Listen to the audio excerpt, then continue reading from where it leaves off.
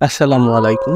Kingdom of fair বা ফেয়াররাজা চ্যানেলের পক্ষ থেকে সবাইকে জানাই স্বাগত। আশা করি সকলেই ভালো আছেন। আমরা চাই সত্য ভয়ঙ্কর ঘটনাগুলো সবার কাছে তুলে ধরতে। যারা আমাদের কাছে ঘটনা শেয়ার করতে চান তারা আমাদের জিমেল আইডি এবং ডিসক্রিপশনে দেওয়া হোয়াটসঅ্যাপ নাম্বারে আপনি আপনার সত্য ঘটনাটি পাঠিয়ে দিতে পারেন। আর আজকে আমাদের চতুর্থ নম্বর ঘটনা, আজকের ঘটনাটি আমি নিজেই সংগ্রহ করেছি। ঘটনাটি ঘটে বৃহত্তর ময়মনসিংহ বিভাগের কাশর নামক এলাকায়। আর ঘটনাটি এতটাই প্রচলিত হয়েছে যে ঘটনাটি আপনারা গুগল টেক্সট করলেও ঘটনাটি পেয়ে যাবেন। আর ঘটনার নাম দিয়েছি আমরা আদম ধর্ম। চলুন কথা না বাড়িয়ে ঘটনায় চলে যাই। 11ই জুলাই 2007 জামালপুরের জগন্নাথগঞ্জ স্টেশন থেকে ময়মনসিংহ পর্যন্ত নিয়মিত চলাচল করে জিএম এক্সপ্রেস 254 ডাউন নামক লোকাল ট্রেনটি। আজ ট্রেন চালাচ্ছেন ড্রাইভার লোকোমাস্টার আব্দুল মতিন এবং মোহাম্মদ এনায়েত খান। ময়মনসিংহ পৌরসভার কাশর এলাকার ইটাখোলা যখন ট্রেনটি আসে তখন ঘুরতে সময় বেলা 3:10। হঠাৎ ড্রাইভাররা দেখেন এর বুথের বা পাশ থেকে বেশ কয়েকজন নারী পুরুষ একে অন্যকে ধরাধরি করে রেল লাইনের দিকে আসছে। মোট 9 জন, পুরুষ নারী শিশু সবাই একই পরিবারের সদস্য। রেল লাইন ধরেই চুপচাপ বসে পড়ে তারা। প্রথমে ড্রাইভাররা কিছুই বুঝতে পারেননি, পরে খেয়াল করলেন তার রেল লাইন পার হচ্ছে না, লাইনের উপরেই বসে আছে। ড্রাইভার হুইসেল দিলেন, তারা লাইন থেকে সরল না। ড্রাইভাররা বুঝতে পারলেন এরা সবাই আত্মহত্যা করতে যাচ্ছে। ট্রেনটি ইমার্জেন্সি ব্রেক করালেন, কিন্তু অনেক দেরি হয়ে গেছে। চোখের সামনে 9 জন মানুষকে চাপা দিয়ে ট্রেন বেশ খানিকটা সামনে গিয়ে থামে। রেলের নিচে আত্মহত্যার পর কয়েক কিলোমিটার জায়গা জুড়ে 9 জন মানুষের শরীরের বিভিন্ন অংশের কাটা টুকরো ছড়িয়ে ছিটিয়ে পড়েছিল। রক্ত, মাংস আর হাড়ে পুরো রেল লাইন রক্তাক্ত। গাড়ি থেকে নেমে দৃশ্য দেখে একজন ড্রাইভার জ্ঞান হারান। ঘটনাস্থলে দ্রুত পুলিশ পৌঁছায়। আশেপাশের মানুষদের সাথে কথা বলে নিহতদের নাম ঠিকানা জানতে পারে। মা, 2 ছেলে, 4 মেয়ে এবং 2 নাতি নাতনি আত্মহত্যা করেছিল একসাথে।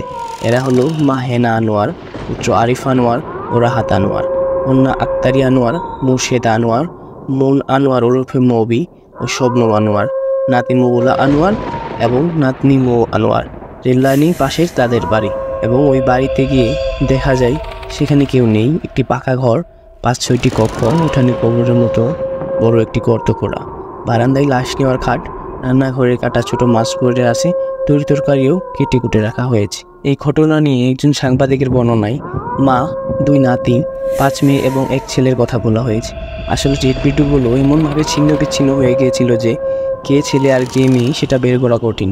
এতে তল্লাশি চালিয়ে পুলিশ বেশ কিছু ডায়েরি ও হাতে লেখা কাগজপত্র উদ্ধার করে। এগুলোর কিছু বাংলায়, আবার কিছু ইংরেজিতে লেখা। এগুলোই বিভিন্ন ধর্ম সম্পর্কে নেতিবাচক মন্তব্য ছিল। ইংরেজিতে একটি ডায়েরিতে লেখা ছিল, আমরা পৃথিবীর একমাত্র পরিবার যারা স্বাধীন ও আত্মনির্ভরশীল, মুহাম্মদের আইনের বাইরে এবং ধর্মের কার্যকলাপের বাইরে। তাহলে আমরা কে? আমরা হলাম আদম। এছাড়া সবার উপরে আদম সত্য, জুলুমের বিচার ব্যবস্থা করিব ইত্যাদি ধরনের বেশ কিছু মন্তব্য ছিল। ময়মনসিংহ পৌরসভার স্থানীয় ওয়ার্ড কমিশনার মোজাম্মেল হক ইউসুফ বলেন, এই পরিবারটির সঙ্গে এলাকার কারো সম্পর্ক ছিল না। কেউ তাদের বাসায় যেত না, তারাও এলাকায় অন্য কারো বাসায় যেত না। আশেপাশের কোনো পরিবারের সঙ্গেও তাদের খারাপ সম্পর্ক বা রেষারেষি ছিল না।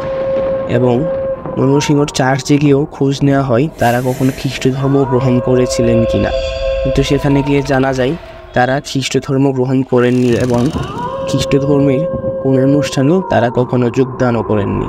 পৃথিবীর ইতিহাসের নতুন একটি ধর্ম আদম ধর্ম। এই আদম ধর্মের প্রতিষ্ঠাতা আনোয়ার দরবেশ। চলুন এখান থেকে আমাদের পরবর্তী স্টেপ শুরু করি। আনোয়ার দরবেশ, তিনি ছিলেন সেনাবাহিনীর অবসরপ্রাপ্ত একজন সৈনিক। সেনাবাহিনী থেকে অবসর নেওয়ার পর তিনি বেশ ধর্মকর্ম শুরু করেন। এলাকার মানুষ তাকে দরবেশ, উকিল ও পীর বলে ডাকত। তবে ধীরে ধীরে তার চিন্তা ভাবনা প্রচলিত ইসলামিক চিন্তা চেতনার চেয়ে একটু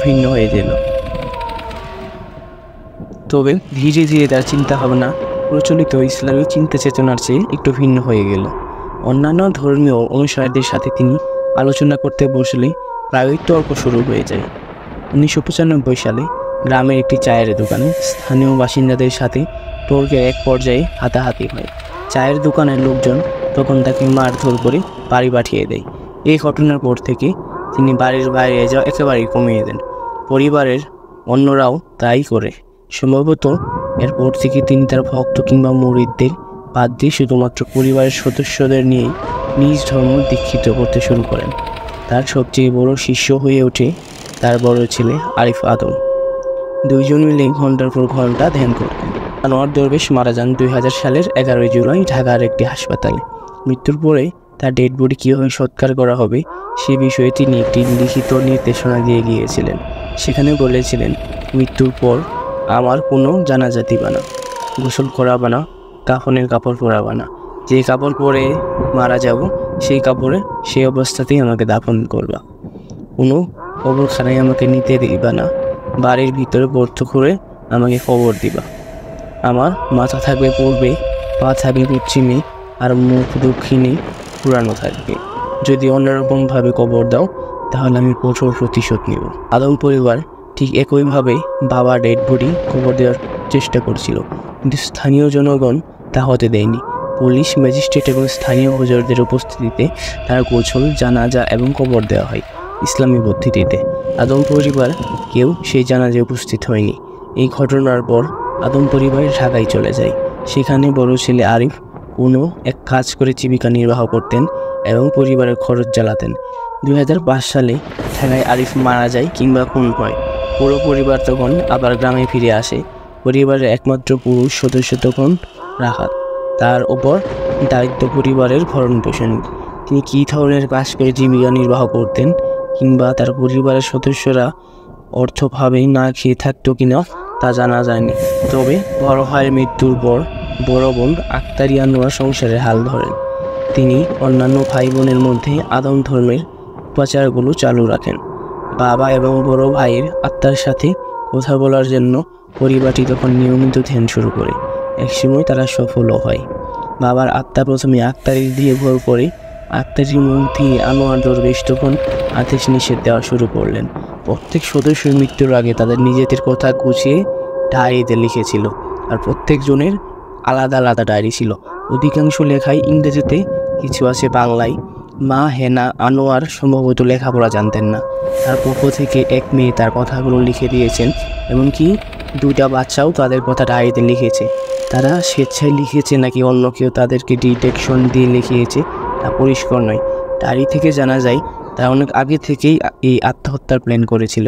এটা তাদের কাছে আত্মহত্যা নয়, এটা তাদের কাছে ছিল বাবা এবং বড় ভাইয়ের সাথে মিলিত হওয়ার উপলক্ষ। জুলাই মাসের 7 তারিখে তারা একবার আত্মহত্যার পরিকল্পনা করেও পরে বাতিল করে।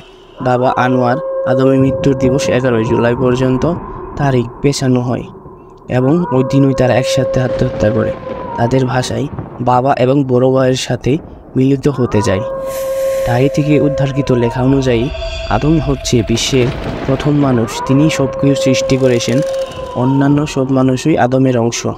আদম বিভিন্ন সময়ে মারা যান আর পরবর্তী সময়ে বিশ্বের বিভিন্ন প্রান্তে জন্মগ্রহণ করেন। বিংশ শতাব্দীতে বাংলাদেশে আদম হিসেবে জন্মগ্রহণ করেছিল আনোয়ার আদম।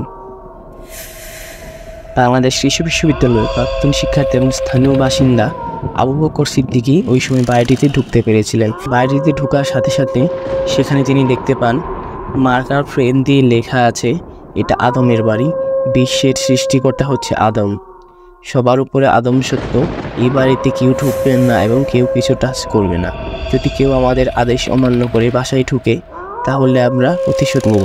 আদেশটুকু আদমের। আবু বকর সিদ্দিকের ভাষ্যে জানা যায় বাসার ভেতরে একটি রুমের ছাদে বেশ কয়েকটা দড়ি ঝুলানো ছিল।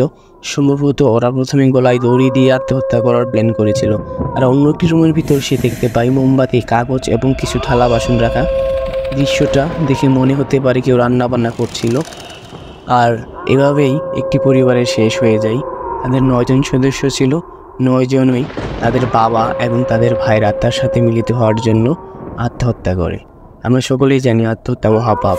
এই ঘটনা দেখে মনে হয় তারা কেউই স্বাভাবিক ছিল না, হয়তো তাদের সাইকোলজিস্ট কোনো সমস্যা হয়েছিল বা খারাপ কিছু জিনের নজরে পড়ে তারা কোনো মায়াজালে আবদ্ধ হয়ে যায়, যার জন্য একই পরিবারের 9 জনের সাথে আত্মহত্যা করে। আর এর মাধ্যমে আদম ধর্মের শুরু এবং সমাপ্তি ঘটে। ধন্যবাদ এত কষ্ট করে এই ঘটনাটি আপনাদের শোনার জন্য। আপনারা যদি ইউটিউব চ্যানেল থেকে শুনেন অবশ্যই আমাদের চ্যানেলটিকে সাবস্ক্রাইব করে দেবেন ও এবং ফেসবুক পেজ থেকে শুনলে অবশ্যই আমাদের ফেসবুক পেজটিকে ফলো দিয়ে আমাদের পাশে থাকবেন। আর সত্য ও ভয়ঙ্কর ঘটনা যদি আমাদের কাছে শেয়ার করতে চান তাহলে ডেসক্রিপশন বক্সে, আর সত্য এবং ভয়ঙ্কর ঘটনাগুলো যদি আমাদের কাছে শেয়ার করতে চান তবে ডেসক্রিপশনে দেওয়া হোয়াটসঅ্যাপ নাম্বার কিংবা আমাদের জিমেল অ্যাকাউন্ট kingdomoffairwithnuman@gmail.com পাঠিয়ে দিতে পারেন। পরবর্তী ঘটনার অপেক্ষায় থাকুন। আল্লাহ হাফেজ।